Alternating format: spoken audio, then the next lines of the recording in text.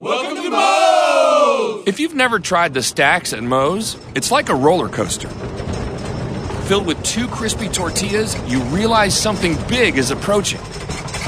And that moment hits when all-natural chicken is added along with Moe's famous queso, fresh veggies, and all-natural shredded cheese. At which point, it's all folded and grilled crispy, flipping your world upside down.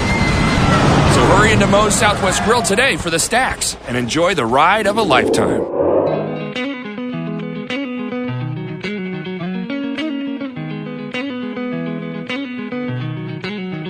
Back on the Monday Morning Quarterback, NorthJerseySports.com's original multimedia series talking all things football across North Jersey. It is finally here.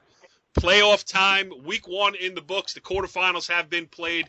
We're going to talk all about them here. I am Corey Doviak, being joined by my usual illustrious panel of experts, starting with the Prince of the Northern Valley, Brandon Gregory. What's going on, Brand? How you doing, buddy? Everything's good? Yes. Football playoff time, you got to be pumped. Yeah, I'm just actually sitting at home scrolling through this iPad trying to pay attention tonight. Wow, that's, see? The laser-sharp focus of Brandon once the playoffs roll around. That's very impressive. All right. Next up on our panel is the man doing the show from the car, Jimmy Avatable. What's going on, Jimmy? What's up, Corey? Are you in the car? Yes, I am. That is the strongest reception point for your cellular device, so we appreciate that. And we would also like to welcome in the star of On the Road with Richie B., featuring large burritos and fat fingers, Richie Ballgame Barton. What's up, Richie B?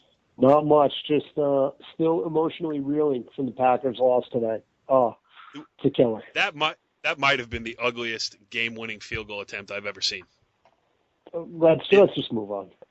It looked like Group 1 football. Worse. All right. Way worse. All right, so speaking of Group 1 football and all other groups of football, we're going to talk a little bit about the playoffs tonight. We're going to go in-depth in North 1 Group 3 with our guest this evening. Indian Hills head coach Joe Sabella will be joining us shortly. So, listen, this has been a great season for the Braves, not only to get into the state playoffs, to go on the road and win in the state playoffs. Great for Indian Hills. Looking forward to talking to Joe Sabella about that. Couple things before we get there, though, and I don't want to go too much into it because we will break down the entire tournament when we're done talking to Coach Sabella. One interesting thing that popped up in North 1 Group 1, number 8 Cresskill on the road at number 1 Park Ridge. And, Jimmy, I believe you were at the game. Is that correct? Yes, I was. All right, so here's the question. It was the 1-8 game. But it was the, first of all, interesting situation of the number 8 Cresco having already beat the number 1 team, Park Ridge, during the regular season. Another great game ensues. They go to overtime. Now, Cresco scores. They go up 35. Oh, no. Help me out here at the end. Yes, 35-28 they go. Okay. They go up 35-28. First overtime, correct? Correct. All right, so now Park Ridge comes back down with their chance in the first overtime. They score. They're down 1. Full kudos to Park Ridge head coach Tom Curry, who decided that he was going to live or die with one play. I always think that's the way to do it. Too many wacky things can happen in overtime. You got a chance, one play from the 3-yard line, sink or swim. Unfortunately for the homestanding Park Ridge Owls, their 2-point conversion pass to win the game was intercepted by Cresskill. Now it was where the interesting part, and this is only bookkeeping. It has nothing to do with the game because once the ball was intercepted, no matter what the final score was going to be, Cresskill was going to win the game. Cresskill won the game as soon as the ball was intercepted. But I've seen in some places the score being reported as 37-34. Cresskill counting the 2-point conversion, interception, run back for the 2 points the other way, and I've seen it reported as 35-34. To your understanding, Jimmy, and you're the guy that I go to most, concerning the intricacies of high school football, what say you?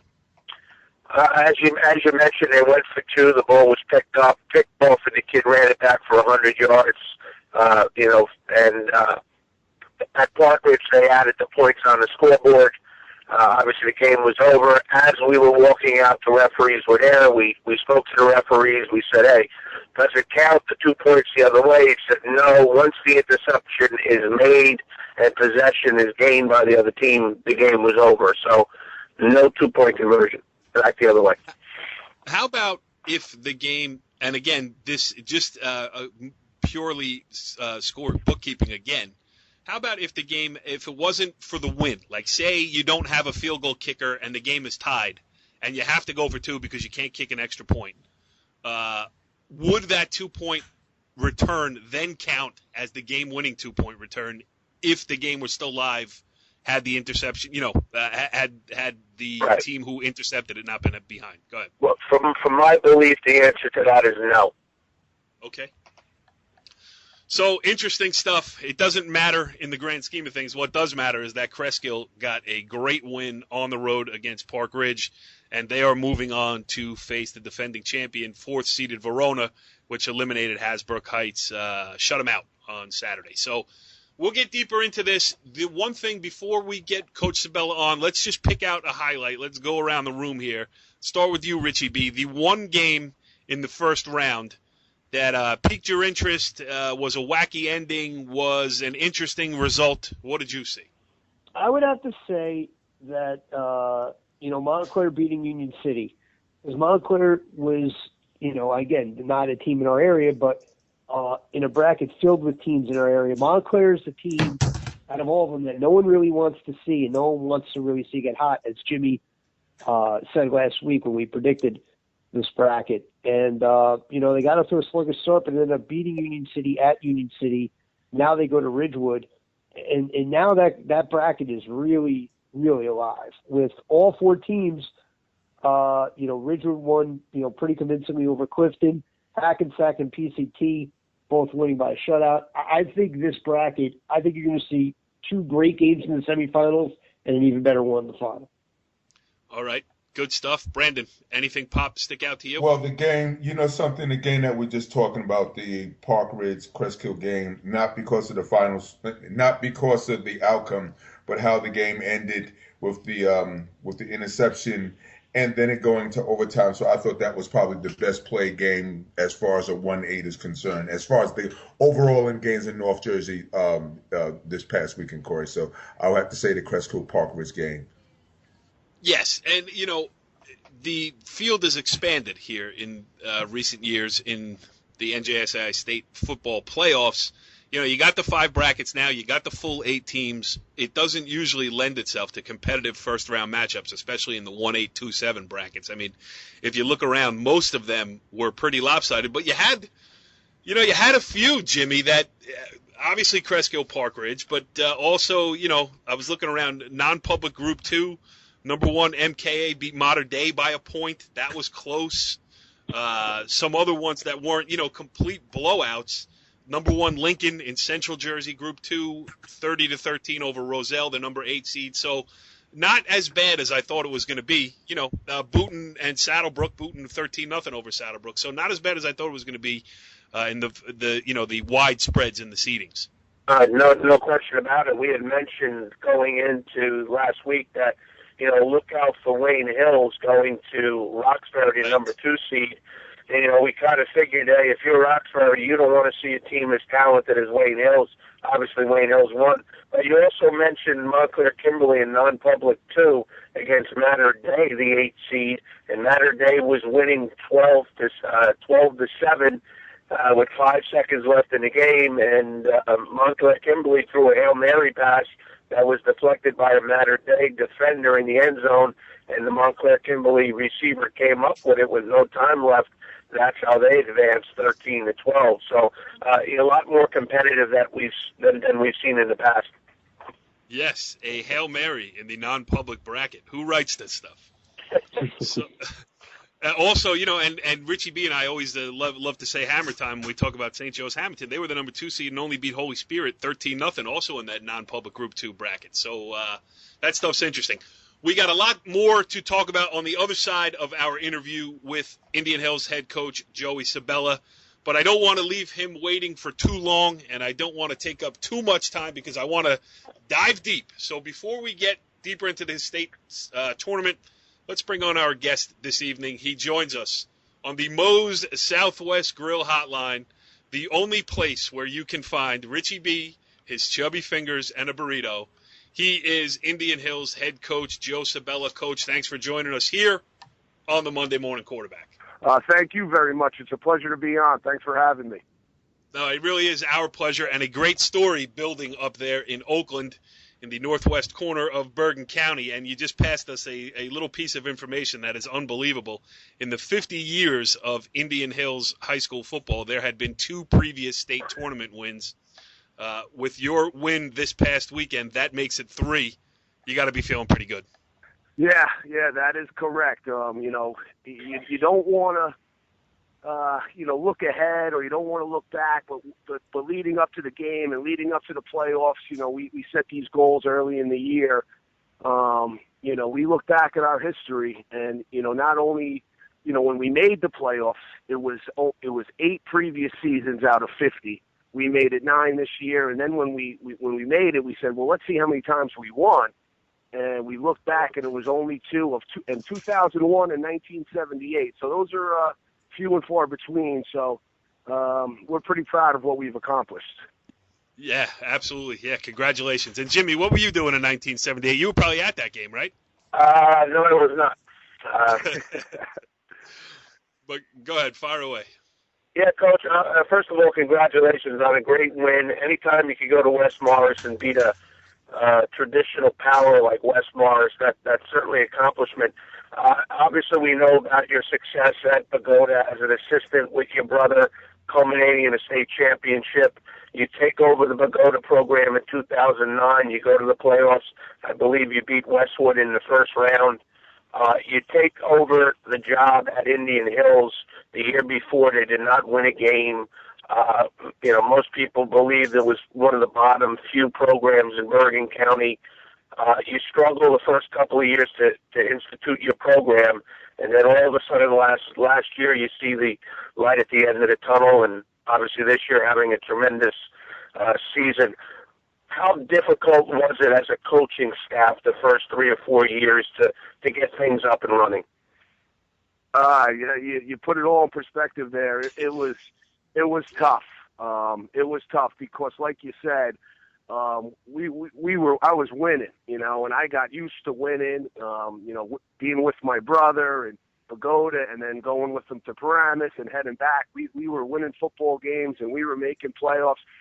So your ego is kind of high, and you kind of feel like you could win wherever you go. And when I got the job at Indian Hills, I thought, I was working there, and the facilities were great. It's a regional school with 3 towns, going where they go, choosing where they want to go. You believe in it, and you think you can do it. And being a coach and a competitor, you think you could do it right away. And it was kind of like, wow, this is going to be harder than what I thought it was. And there was some Friday nights sitting in the coach's office where you kind of look yourself in the mirror and say, is it you? Is it, what's going on here? Is it the style? Is it, do I got to change this? Do I got to do this? And people are pointing fingers all over the place, and I said it before. It tests you. It tests you as a coach. It tests you as a man. What do you do next? And it was close. We were close. It was close to being really ugly, but you put your foot in the ground and you move forward and you keep working. You keep trying. We changed a few things that we thought, might help us, and it actually turned out. And then you got to give credit to the kids. We had a nice group of kids. They played together for a long time. They bought into the system. They stayed the course. They worked extremely hard, and we had a kind of a big win against Passaic Valley last year that kind of said that kind of gave us a little bit of a belief that we could do this out here, and I think that kind of turned the corner for us. Yeah, you can always tell a good football coach when you're talking to one. He gets you all pumped up. I mean, I'm sure that your kids have heard that over and over. Stay the course, work hard, blah blah blah, and the results will pay off. Obviously, it's happened, but just listening to you tell it, you can hear it. Oh yeah, I mean this is true to the heart. This is a program that I care a lot about, and not only do I go through it as a coach, but the players, the parents, the community, the school. I mean, this is it's been a long time coming. We We've been trying to get to this point for a long time, and it feels good. It feels good that we were able to do what we were able to do, and we're we don't want to I've said this before. We're trying to build a program here. We're in the right step, but we're not satisfied, and we want to keep moving. Absolutely. Go ahead, Brandon. What do you got? Yes, Coach Sabella. After the big win this past weekend, you're getting ready for Wayne Hills. Wayne Hills is normally a big physical team. And with your spread offense, with your quarterback, what do you think that you will be able to do, as much as you want to discuss on air, as far as being able to take advantage of the Wayne Hills defense? Because they're kind of big, and my observation, they're just a little bit potentially slow, to say things politically correct. Was that politically correct? Yes, I don't know. They're a little bit slow at the linebacker slot there, Coach. So with your spread, I'm just trying to wonder what you'll be able to do. I know I shouldn't say that, but right. The correct part is you were right. The politically part. I don't know. It is what it is. It is what it is. Well, I think you hit the nail on the head, and I think when you say big, that made attribute to the slowness, because the linebackers are some big boys. I think it starts with Joe Kenny as the middle linebacker. They're very big and they're very physical. I think first thing we got to do is we got to protect our quarterback. They're going to try to come after him. I think they're going to try to put some shots on him. So we're gonna try to protect him. We were going to hope it's a good night. We want to try to, we'll try to establish the run. That will take a little bit of heat off of our quarterback. And, we just want to play an all-around, a good game all around. We got to limit mistakes. Against West Morris, we never really got into our rhythm. I mean, our quarterback was 16 for 29. We really never maintained a drive or something we felt good about. So we know we have to get better at that. We have to catch the football, and we can't turn it over against these guys. I mean, when you're in the semifinals of the state playoffs, especially in the big, in the North, you gotta protect the football. My wife is cheering, so I think the Giants just did something good over there. But that's always good points. Richie B, what do you got? I'm going to actually talk on the other side of the ball. Your offense has gotten a lot of press, and rightfully so. I'm going to talk about, your only two losses back-to-back at Old Japan and at Ramapo. Gave up 38 and 49 points. What did you say to the guys after those losses? Saying, all right, we have to wrap up better, or was it a schematic change that you made? Because you've seemed to really righted the ship on that side of the ball as well.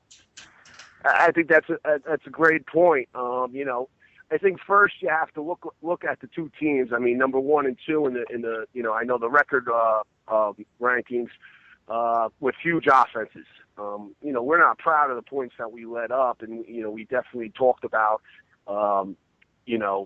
solidifying the defense a little bit more and our tackling. We've made some changes. We have made some changes. We've put some extra guys in the box. We've made a couple personnel changes. But you got to really take your hat off to, I think, what we did defensively this weekend. West Morris had back-to-back 40-plus point. Had a shootout with Morris Knolls, and they're that wing T, 20 years running it. We knew to win to win the game at West Morris, we were going to have to play defense. And to hold them to 7 points and under 50 yards in the second half, our defense really rose to the occasion. And that was the focus point. I mean, our offense does, definitely gets the, the ratings and the headlines. But when you make the playoffs, and it's just like in any league, if it's college or the NFL, your defense is what's going to win the championship. So we're really taking a focus to our defense. Jimmy, what else you got? Coach, you talk about being excited about beating West Morris, and obviously a lot of us football fans know a lot about West Morris, especially offensively. You're excited about the win after the game. How much more excited did it become for you when you realized you would be hosting a semifinal game when Wayne Hills beat Roxbury? Yeah, that was interesting. It was actually, I think there was 2 minutes left, and Wayne Hills kind of pulled away. It wasn't over yet, but you try not to hear everything in the background, but somebody was throwing it out there. It's great. I mean, it's unbelievable. I think for our school and our community and the district that we're in, I'm very happy about that. I'd play it in my backyard if I could, a semifinal game in the backyard. I don't really care where the venue is, home, away, or neutral. We're happy to be here, and we want to win this game. Brandon, you got another one? Yes, Coach. Obviously, like you said, playing the game at home, it's always nice not to travel. Like I said, Wayne Hills is big up front. But do you see, as far as you talking to the coaches so far on the offense side of the ball, that you'll be able to, like you said, you want to establish the run, but how important is that to the overall scheme to this upcoming game if you're not able to do it, Coach? We look at Wayne Hills as being a big team. We like our size too. We have some pretty sizable guys on our front line. And it's good, this is a game that, this is why you're only the fourth, you're only 4 teams left in your section. I mean, this is the best of the best. These are 4 teams left. They're going to come with everything they got, and we better come with everything we got. We told, after we watched the film of Wes Morris and we started watching some of Wayne Hill's tape, we said, this is not for the faint of heart. You better come ready to play, and you're going to be on your home field, and for 48 minutes, the winner's going to MetLife. So, bring your lunchbox, bring your bags, and let's get going. Richie, you got one more? Or are you sitting there? No. I'm just enjoying listening. I'm getting pumped up. Yeah. I'm about to raise them up. So am I. That's why I'm not asking any questions. I'm enjoying listening to the coach talk and the other guys ask questions. It really is interesting. The last thing, Coach, before you get out of here, I mean, this is a great run. Whatever happens from here, it's already been a great run. To have a second-round home game in the state playoffs at Indian Hills it's history-making for you guys. So I don't want to say you're playing with house money. Just looking forward a little bit. You're in that interesting position, and it's really the only one I know of in North Jersey for sure, where there's 2 schools that serve the same towns, and kids can actually choose where they want to go. I mean, they can go, an Oakland kid can go to Ramapo, a Franklin Lakes kid can go to Oakland. It's different, and, a lot of guys talk about trying to keep kids away from parochial schools and everything else. You have that internal recruiting, or I guess my question is there an internal recruiting battle? I mean, Ramapo's got plenty of tradition. We know all about it. You guys are trying to build what you're trying to build over there. How about that dynamic for you? Yeah, there definitely, as you don't want to say it, but there definitely is. And I think that's a credit to Ramapo and the history that they have. I mean, their record and their what they've done in the past speaks for itself, and you can't turn an eye to it. It does. It hurts what we've been trying to do, and I think the good thing is if you look, we have 2 schools in the same region playing in the semifinals. So for a kid living in the 3 towns, it's you're not going to a bad place. Any school you choose. So I think that's just a benefit for somebody living in what we call the flow district. So yeah, we'd like to keep everybody home and we like to get everybody we can, but hey, 2 good schools, you're not going to lose out with any school you go to. You get a great academic from either school, and the athletics are just a plus at any school you choose. Hey, Brandon, you know what that was? That was a politically correct answer. Well, something handled well, Joe. Very well done, man. That was my politically correct question, but way of saying things with what I said. So I'm not that good at it, I guess. Yeah. Well, Joe Sabella, the head coach of the Indian Hills Braves, doing a great job up there, obviously. And I didn't even you were so good on the show here that I'm going to have to break the news to my friend Kevin Sabella, the co-host of It's Hockey Night here on NorthJerseySports.com, that he is no longer my favorite Sabella. It's you, Joe. I really appreciate it. Thanks for having me on, guys. Well, interesting stuff there with Indian Hills head coach Joe Sabella, doing a great job up there in Oakland. Jimmy, I get pumped up when I hear good football coaches talking good football. Well, without question. Obviously, to go up there and to revive a program that was on life support and to hang in there after 3 very, very difficult years, you're just happy for coaches that get some success because you realize, whether you win or lose, you put in the same amount of time. That's right. So, obviously, Joe, we know Joe a long time, and we're very, very happy for him. Yes, good stuff. And listen, all right. Let's start there then. Let's do the rest. Let's go around the rest of the state tournament here. We're in North 1, Group 4. Let's stay there. A top-seeded Old Tappan with a 35-7 win over Warren Hills. Listen, it wasn't the best game that Old Tappan ever played, but they didn't have to. They need to correct some things heading forward because they will host Wayne Valley next week. And one thing that you notice, the northern schools here, what we call the NorthJerseySports.com coverage area, the Bergen County, Passaic County, did very well in the first round of the playoffs, going all over the place. And Wayne Valley going on the road to beat Morris Knolls. Richie, that's another good win for this area. No doubt about it. Wayne Valley football is back, and more importantly, senior quarterback Nick Goodwin is back. Has been out over a month. I think he's been out 5-6 weeks. Comes back and immediately gives the Indians a spark. I'm not surprised that they won the game. I'm surprised how they won it. I mean, they scored a couple touchdowns late in the half and then just kind of cruised. 34-14 at Morris Knolls, a team that has been traditionally pretty strong over the last 2 decades. But Wayne Valley, doing a heck of a job. And I'll tell you what, if Old Tappan comes out flat like they did against Warren Hills, if they do that against Wayne Valley, they're going to be in some trouble because Goodwin is a real dual threat quarterback who can cause problems especially on third and short situations. Brandon, you were at the Old Tappan game. Give us a rundown. I was at the Old Tappan game, and I also had an opportunity to go see the Wayne Valley game, Wayne Valley Morris Knolls. And I'll talk about the Old Tappan game first, and then I'll chime in a little bit on the Wayne Valley Morris Knolls game. Old Tappan, like Richie said, did come out a little flat, but you could see that with all the weapons that they have this year, they were able to overcome a couple of fumbles that had happened during the course of the game. Zach the Knight's having a fantastic senior year. He's playing the best football I've seen him play in the 3 years that he's been at the school. Kevin Martinez played well. The line is playing well with the adjustments that they had to make with the kids being hurt. Overall, the defense did a good job. I think this is as good as a team as they've had up there in the past 6-7 years, and they have potential to beat Wayne Valley. And then to talk a little about the Wayne Valley Morris Knolls game. I went to the Wayne Valley game, and I did get an opportunity to see the quarterback Goodwin play.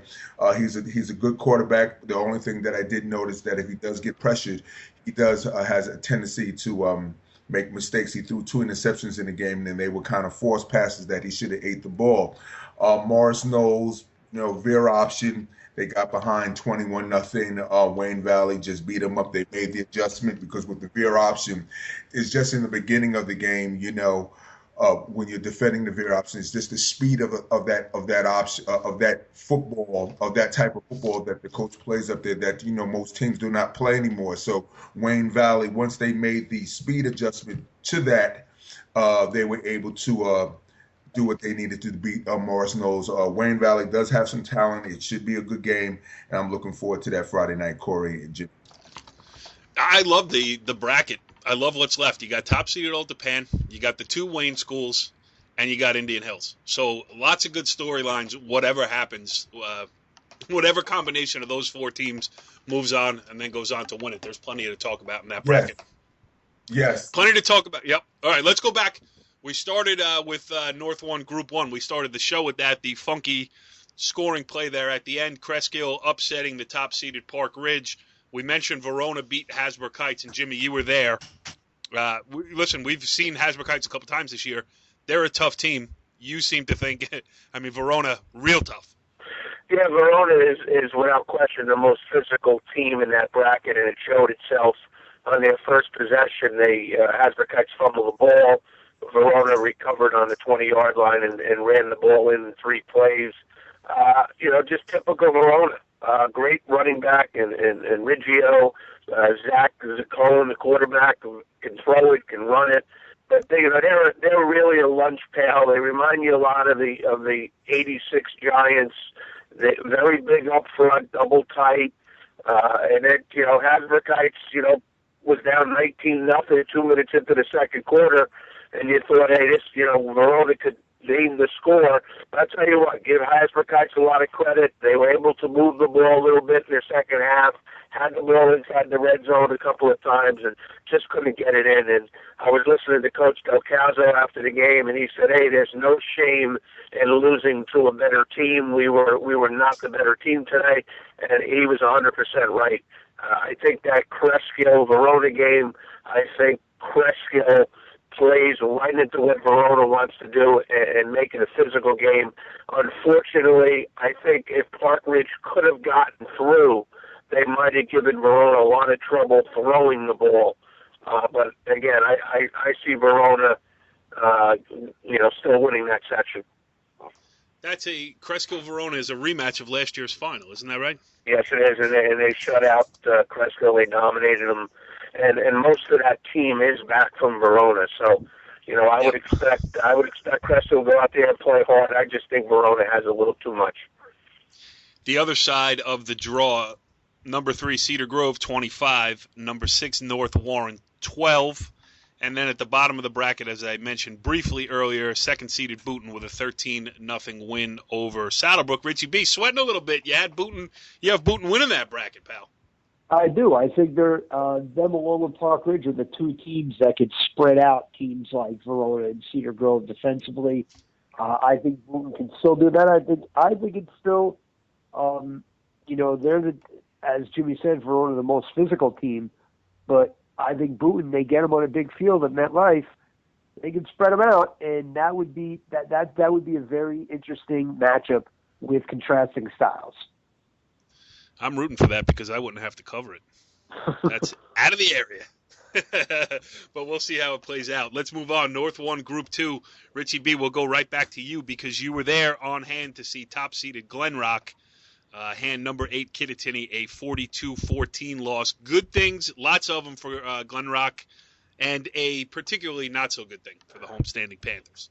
Yeah, the not-so-good thing is their top receiver, Tommy Pozzello. 6'5", big target, speed, good hands, good route runner. Went down with what appeared to be an ankle or a foot injury of some kind. Was on crutches and all wrapped up after the game. So clearly his status is going to be questionable going into Hawthorne, their semifinal opponent. Glen Rock and Hawthorne played earlier this year with Glen Rock winning 41-18, but a lot closer than the score indicated with Glen Rock pulling away late. It's definitely going to be an interesting scenario, but I'll tell you what, I love Glen Rock up front. Michael Hagan, Matt Lang, there's another one, Antonoli, I believe his name is, James Antonoli, or Antolino, something like that. They really dominated the middle of the line, and if they could do that, Glen Rock has as good a chance of any to win this section. But Pozzello, if Pozzello's not able to play, that puts a lot of pressure because he's kind of their bailout guy on third downs. Big target. Right, exactly. So, receivers like Tim Ray and Maximus Eggermeyer and Ryan Morley, the sophomore running back, are really going to have to step up and try to create as many second and short, third and short situations as possible. Well said, Richie B. On the other side, you mentioned Hawthorne beat Sussex Tech 38-13. Then on the other side of the bracket, number 3 Pequannock held off number 6 Westwood 20-12. And Jimmy, Westwood just kept coming all season long. It didn't look good at the beginning, and at the end, they gave a good team a good test on the road. If you took Pequannock, I don't think they had given up a touchdown in about 13 or 14 quarters going into that game, their first team. And like you mentioned, Westwood was down. They kept coming back. They just fell a little bit short. I mean, Pequannock was a team last year that gave Waldwick everything they wanted in the semifinals. Right. Pequannock's a tough team, but talking to Westwood, I think after losing what they lost last year, obviously great senior class last year, to go 6-4, to return a lot of kids, to give them experience, and to be competitive in a state game, that'll really bode well for them in the future. Yes, definitely. They are not rebuilding. They are rebuilt. So I expect them to make a deep run next year. And the last game in that bracket was second-seeded Mawa with a 45-0 win over Pascack Hills. Obviously lopsided in the final score. But for Pascack Hills, the fact that they qualified through playing a regulation schedule for the state tournament and got into it and a great job for Brooks Alexander and the boys from Pascack Hills. Mawa looking every bit the part of a favorite to certainly make the final, Brandon. Yeah, that the Marwa Pequanna game should be good, but I think Marwa's overall team speed should be the big advantage that they have, obviously, with the boy James Ciliento at quarterback. So we shall see how that plays itself out, and hopefully they do well. Pequanna's going to give them a good test, but like Jimmy had mentioned, Westwood, they're going to be back next year and they're going to make a great run. But looking forward to this year, I think Marwa is the team to beat. And in reference to the Glen Rock, also I saw when I had an opportunity to see Glen Rock earlier this year. The biggest thing that I noticed that they were more physical, and obviously when you're playing in the playoffs, that's going to be a big advantage. So Glen Rock, I would like to see a Glen Rock Marwa final. That would be interesting because I think those are the two of the better teams. But Glen Rock Hawthorne always has that rich tradition also, so that should be a banging of a game on Saturday at 1 p.m. Yeah, an old BPSL rivalry resurrected over there. And Brandon, what'd you think about Richie talking about the big boys up front? I mean, even if you look at NorthJerseySports.com right now on the front page, he's got a picture of the offensive line from the Glen Rock game. That's a man after your own heart. Well, since he's a Packer fan and he's soaking right now, even though I'm a Giant fan and I'm soaking also, I'm very impressed that he's able to put some linemen up front. Jimmy and I will allow him to talk to us the next time we see him. Yeah. Richie, do you even want that, Richie? Maybe. That's not a bad thing. I'll tell you what, though. That's the thing is that, skill players are so easy to point out when you're watching a game. But when you're watching a game and you're just a casual fan and you see just one line absolutely dominating another line, I mean, that, for a casual fan, sometimes it's hard to notice. But this is pretty unmistakable. They dominated the middle of that line. Not right. So what you're saying is not for a trained expert eye like you have. Correct. I mean, pretty much. All right, North 1, Group 3. We got a lot of local interest in this one, and as expected, the two top seeds rolled. Riverdale 48-0 over West Milford. Again, as we mentioned last week on the show, it was a great job by West Milford making the state playoffs for a second straight year before they bowed out on the road in Oradell. And a banged-up Paramus team going into number 2 Ramapo. Tough spot for the Spartans, and Ramapo comes away with a 40-0 victory. The middle two games in that bracket, Sparta, the number 5, on the road at Garfield, they won 28-12, maybe a little bit closer than we all thought. And Jimmy, Pascack Valley got a test from Bergenfield before, I think, scoring a late touchdown and winning 34-19. You talked about the phrase championship pedigree in Pascack Valley, until someone knocks them off, they're still the two-time defending champions. Bergenfield, obviously, with Haskins, scares you defensively. Pascack Valley, maybe a little bit under the radar now. They went through the middle of the year. They had a little bit of a lull. And you know what? Maybe they could Coach Nielsen get them ramped up for one more big effort this week. Yeah, it's not who's playing the best at the middle of the season. It's who's playing the best at the end. And as we've been saying all year with Pascack Valley, if they can get ahead of you and get, that run game going and open up those play action passes, Colin Diedrich, Mike Pimpinella, it's one of the best quarterback wide receiver combinations in public school football in North Jersey. They are not dead yet, that's for sure. And that's going to be, it's a fun bracket because you got local interest and you got good teams. So we'll follow that one closely. All right, let's move over to North 1 Group 5. We mentioned at the top of the show quickly, Ridgewood, a 42-21 winner over Clifton. Montclair, the number 5 seed, with a road victory against Union City 22-14. Hackensack blanked Bloomfield 21-0, and PCT blanked Bergen Tech 49-0. Brandon, that's a bracket you know a lot about. Anything surprise you other than we talked about earlier with Union City losing at home? But Hackensack with a shutout. That's pretty good. Well, besides me picking the wrong team, I picked Bloomfield. I think the matchups are pretty even. Hackensack, Passaic County Tech. I saw them play early in the year in that rainstorm, and Passaic County Tech did a good job on Hackensack. So let's see if Benji and the crew can make the adjustments, because they're going to have to be able to run the ball if they have an opportunity to win that game, because Passaic County Tech is good up front. They run a good 4-3 defense, and they're very sound in their technique. And as far as I haven't had an opportunity to see Montclair, but I know Ridgewood traditionally is a good team. So, and that was the final a couple years ago, Ridgewood Montclair. So that should be a good game. So those teams are kind of familiar with each other. So Group 5, Section 1, obviously will be a good matchup. But I think that you know, Hackensack, I have to give, I still have to give PCT make them the favorite as far as that game is concerned, because of their overall team speed and team talent. And then a Montclair Ridgewood game, I think that's kind of a toss-up. This is a fun bracket, because when we did our picks last week, all four of us picked different champions. Of course, Richie picked Union City, they're out. Brandon, you picked Bloomfield, they're out. Jimmy, you picked Montclair, and I picked Hackensack. So we all saw it differently. And then you throw in the fact that the two teams that were not picked, Passaic Tech and Ridgewood, are the top two seeds in that bracket. Jimmy, this is one of the most fun brackets in North Jersey. Yeah, you mentioned Montclair. I know a bunch of people from Montclair, and their outstanding sophomore tailback, Daniel Webb, went down in that game with a knee injury. They don't know how severe it is. So, he's run for about 1,200 yards and 13 touchdowns this year. So if he does not play, that's certainly an advantage for Coach Johnson and Ridgewood. Yes, and ball control. With Ridgewood, it comes down to controlling the clock and, limiting offensive plays for the other team. So that'll be fun to watch as well. All right, let's move over into the non-publics here.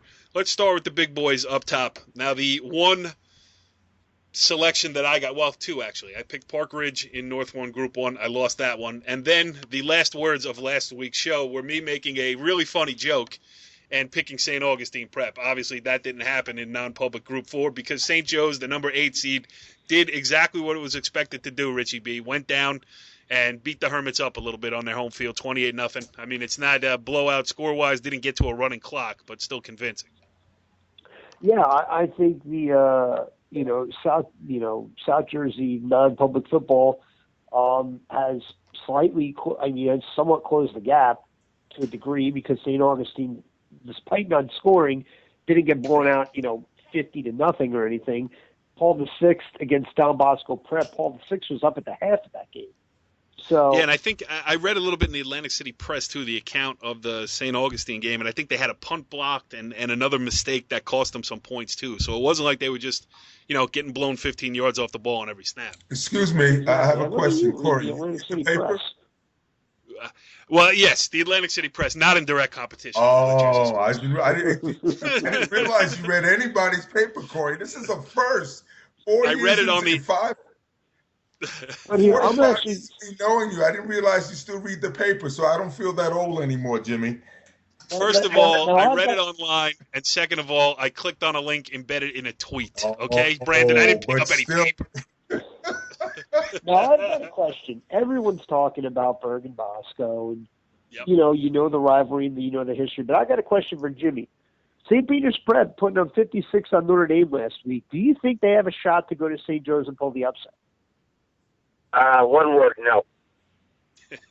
Okay, moving on. But in all seriousness, Notre Dame is not a very powerful team. St. Peter's just, that schedule the last 4 or 5 games of the year against, the Hudson County Publics, I just don't think they get better. And I think St. Joe's is going to control the ball defensively. We all know St. Joe's is excellent. I think St. Joe's will win a 2-touchdown game. Jimmy, stick with you here. Did you get on the conference call after the Campanile Bowl, Bergen Catholic Seton Hall Prep? What are your reactions to that? I was thinking about going to the game, but, I kind of knew Bergen was going to have too much. We had talked about that, being more physical, maybe having a couple more game breakers. And, they jumped out early on Seton Hall Prep, which has happened to Seton Hall Prep many times the last 10 years or so. And the difference this year is you can see some of that Coach Campanelli grit. They fought back. They made it a 21-13 game. They carried that game into probably late into the third quarter. Bergen blew it open with a long touchdown pass and a fumble return for a touchdown. For Seton Hall Prep, obviously a step forward this year. For Bergen Catholic, the question becomes right now, will Jarrett Garantano be the quarterback this week? A lot of rumors, a lot of birds chirping that will be the case. If you're Don Bosco, what do you prepare for? Predominantly spread run game with Langen, or more of a passing attack with Jarrett Garantano? And obviously Bergen and Coach Nuns is not giving any of the secrets away. Right, absolutely.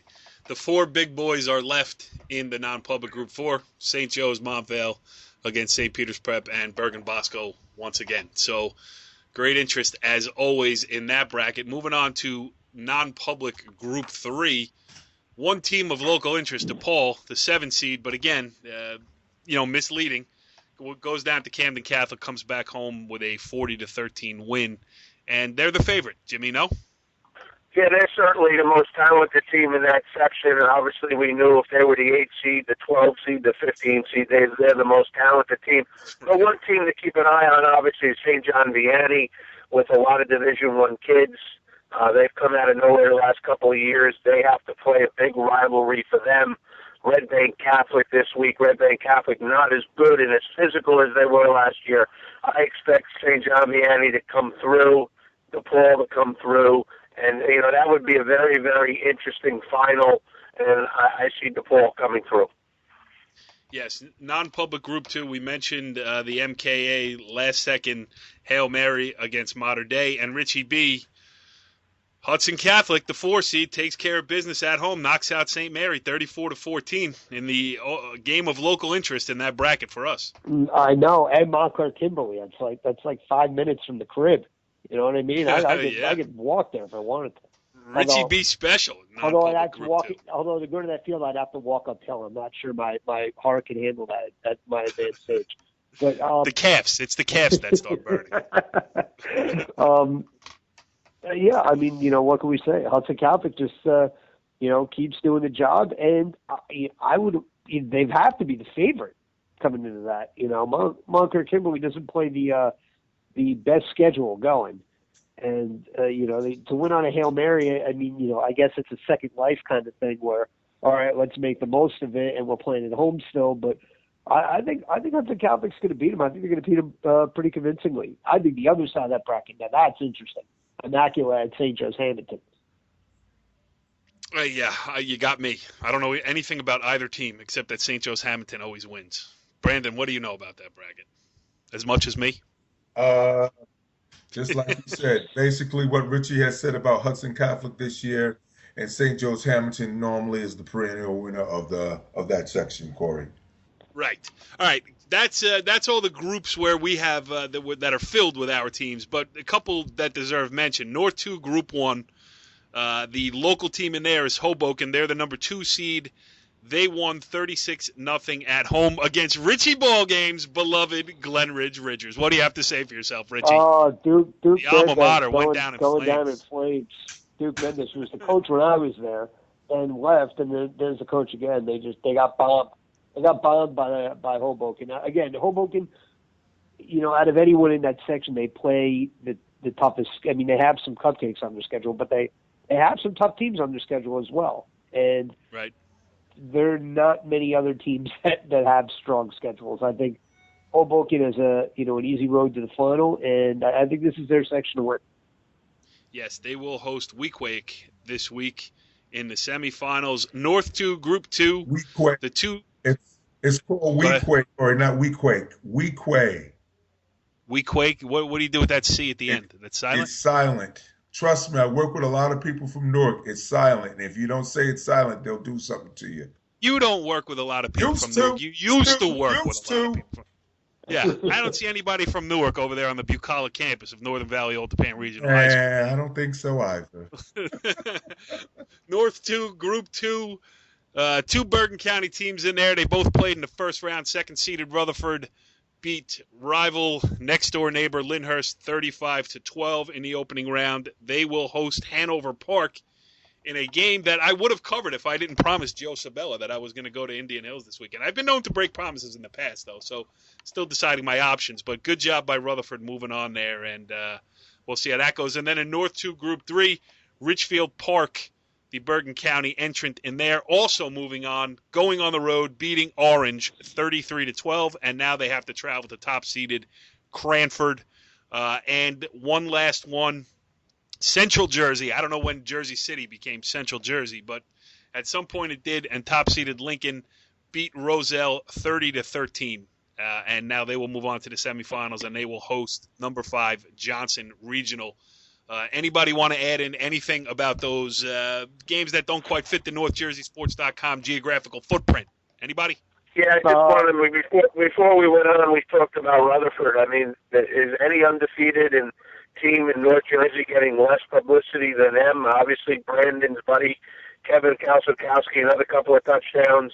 All they do is win, and that's the game I will be at this Friday night. Yes, we have not covered them much, but I will say that we lead all local media outlets in saying we're going to cover Rutherford. So we're doing well there. Yeah, the other, out of area interest, the other side of the Lenape Valley Madison game, I think that's going to be an interesting game too. I mean, Madison is struggled to a 14-0 win. Lenape Valley's thrown about 10 passes in the last 20 years. So one of those teams is going to take an early lead, and the other team is going to have to throw from behind. Which one is going to be able to do it? Yeah, don't care. Okay. All right, last thing I want to mention on the show, and I mentioned a little bit we made our picks last week, and let's just update the status. Richie B., all of your potential champions are still alive, with the exception of North 1 Group 5, where you picked Union City, so you've lost one. Brandon Gregory, same thing. All alive except for North 1 Group 5, where you picked Bloomfield. They're eliminated. I am one behind both of you. I picked Park Ridge, and I picked St. Augustine as a goof, and I don't find it all that funny anymore. So I'm in last place behind the leader, Jimmy Avatabile, who all of his bracket champions predicted are still alive with a chance to win. Jimmy, are you feeling good about yourself? We got a long way to go here. Yes, we got lots to cover. Semifinals coming up this week. We're going to Rutherford. We're going to Oakland. We're going to various points across North Jersey to cover some football. So we will rustle up some guests. Brandon promised last week to dust off the old recorder, but I would imagine that this is going to be the week. Right, Brand? Yeah, I'm going to try to see what I can do, as far as getting that done, Corey. It's just, just been working and just trying to get some things done. But I'll try to get some people on the air this upcoming week, buddy. Richie Barton made the same promise. He was going to send in quotes. He did not. Richie, you will rectify that this week. Is that correct? I hope. Yeah, I basically just forgot. And I was watching the Packers at the time. It's just terrible. We'll see you next week on the professional outfit that is NorthJerseySports.com on the Monday Morning Quarterback. Follow the leader.